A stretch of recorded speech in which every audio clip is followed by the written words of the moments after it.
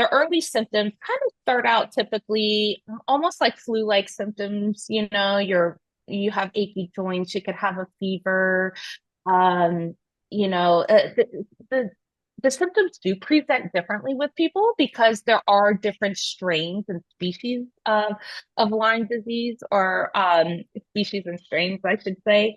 And there are, and with the different tick-borne diseases, a lot of the symptoms can overlap, or they could be distinctly different, but may exacerbate clinical symptoms. So every case is really different. But typically you will have achy joints, really bad fatigue and malaise. You may have fever. A subset of people, about 50% of people, it does range differently per region, I guess I should say as well. And it is also strain specific of the bacteria, but typically Lyme disease, we're told to look for the classic bullseye rash, right? Like that's a classic symptom. But bullseye doesn't necessarily need to look like a bullseye rash. It just needs to have like a clear center and spread out. And it could spread all over your body. You could have many of those rashes. It could be in any shape. It could be in different parts of your body. It doesn't have to be where the tick bite is. It could be in your scalp and you'll never see it, or you may not even ever get one of those rashes, which can help delay the diagnosis of Lyme disease. That's why prevention is so important, so we don't get bitten by a tick in the first place. Um, and as the disease disseminates throughout the body and becomes a later stage of the disease, just like with other diseases, we have stages with Lyme disease. There's three stages.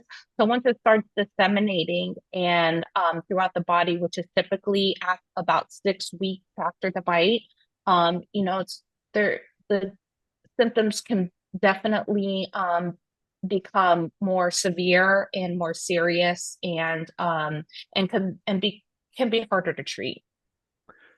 Wow. And I think that the next obvious question is, you mentioned protection. How do people protect themselves? What do people have to know? What do people have to pack, especially travelers who are traveling to, I assume, the northern part of the United States, throughout many parts of Europe and Canada? Yeah, and the crazy thing is that ticks are everywhere.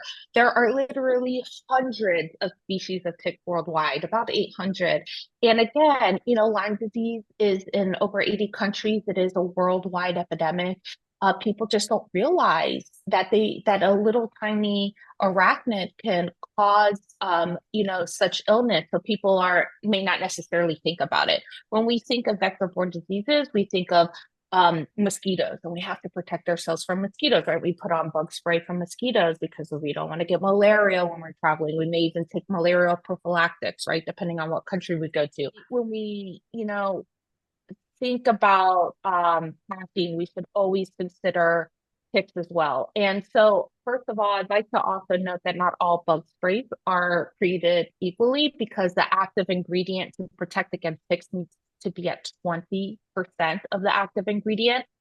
And a lot of bug sprays are only good against protect against mosquitoes. They may only repel mosquitoes because the active ingredient's too low to protect against ticks, Hmm. like DEET or picaridin or IR 3535.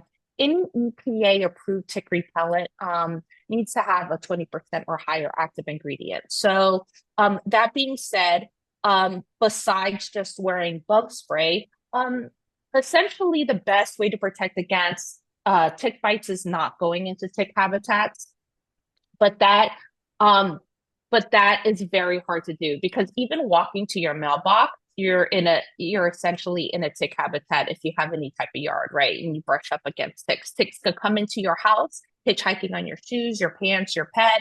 You don't need to be in the woods to get a tick bite. You don't need to be in a field, although those are more high risk zones. You could be in your own yard. You could be walking your dog in an urban park, a city park. There are ticks in city parks and urban areas like New York City, Philadelphia. There's been a lot of tick drag studies showing the prevalence of tick-borne diseases in the ticks in those areas, in those city parks.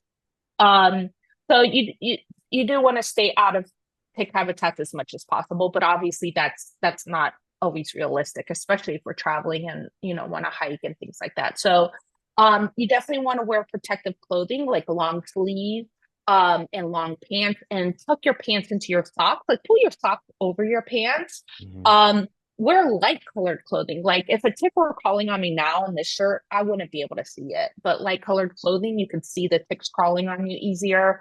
And you want to treat your clothes in permethrin. You can get permethrin treated clothes, the clothing that like protects against, that has insect repellent built into it that will repel ticks as well as mosquitoes and any kind of like chiggers and other biting insects.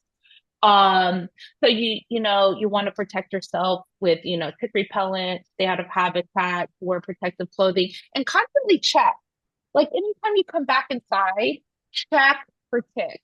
Even on cold days, on winter days, ticks Mm. are active if it's above freezing. So if it's below like, 34 degrees Fahrenheit, ticks are going to be active and they only hibernate in the winter because they kind of, they hide and get cozy kind of under leaf litter and then they're insulated when the snow's on top. So they're just hibernating. And then when it's on a warm winter day and that snow melts, they're out and about looking for a blood meal. So if you're traveling to a cold area, if you're traveling to a warm climate, you know, just essentially keep ticks in mind and Sure. always take those precaution measures, whether traveling or at home every day, really, people should take those measures.